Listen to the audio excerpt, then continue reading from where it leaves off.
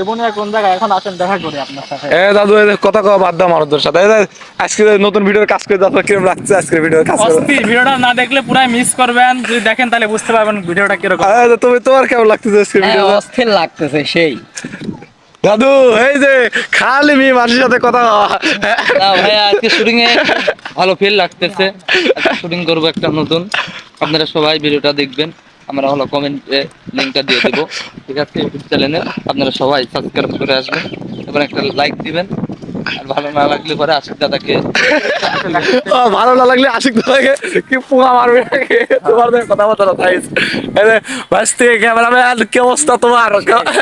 আজকের কথা এটা, ক্যামেরাম্যানের গেটআপটা দেন।